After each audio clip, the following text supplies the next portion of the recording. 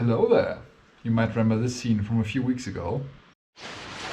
There it is, the Nissan is back in its garage. Nothing seems to be leaking currently, which is a good sign to me. It turns out there actually is a leak now. So we will fix it. Nuki's brother. Here you can see the extent of the problem.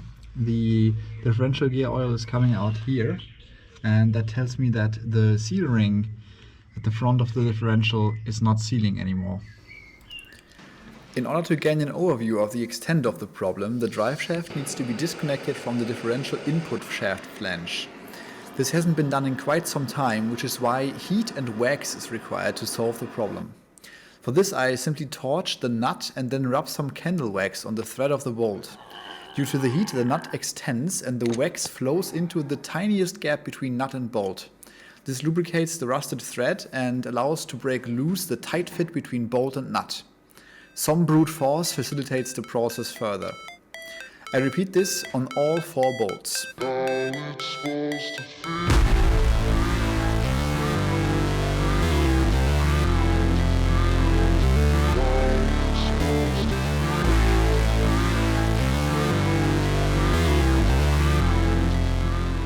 After that, I mark the current positioning of the drive shaft in relation to the input shaft flange. This allows me to put everything back together in the same order later on. When drive shaft and input shaft flange are separated, it is time to remove the flange from the input shaft. You can either hold the flange in place with a tool, as visible here, or lock the rear wheels with the handbrake. I just didn't really think about that in the heat of the moment. Then use a grasping type puller to remove the flange.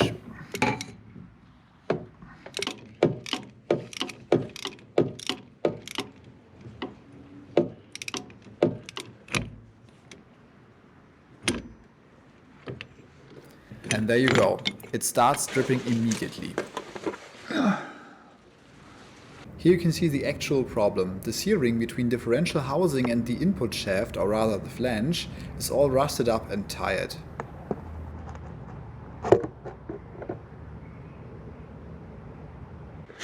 Movie magic. As you can see, the seal has been replaced. However, as you can also see, it didn't solve the problem. The reason for the continuous leakage of the differential can be seen here. As you can see, this is the flange that sits on the input shaft of the rear differential. And you can see these lines here. They are not supposed to be there. And if you go over it with your fingernail, you can really feel there's a resistance. And this is corresponding with the width of the seal. So I think there has been some material that's gone, and that's most likely the reason why it is leaking and why I decided to have this part refurbished, because you can't buy it new anymore. It's not available anymore from Nissan, so that's the way I'll go. But I guess that also means that I will be seeing you in another few weeks when this part is finished. Let's see. As promised, it's been another week, but the part is finished and it looks fantastic. Look at it. The refurbishment creates an insanely smooth surface. The grey stuff you can see here is actually a ceramic that has been applied after removing the top layer of the metal below. It fits perfectly with the surrounding metal and creates one smooth, even surface. With that sorted out, all that's left to do is put everything back together and hope it's sealed this time. Just slide the flange onto the differential input shaft and press it onto the shaft as far as it will go. Then reinstall everything else in the reverse order.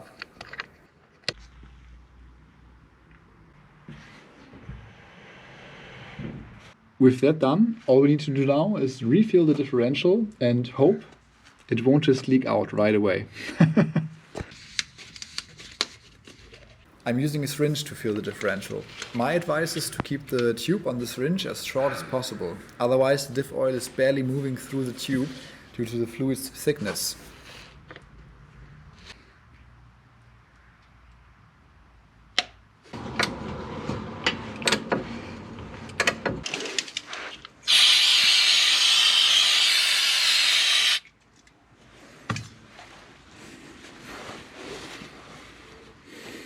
And with that, everything is done so far.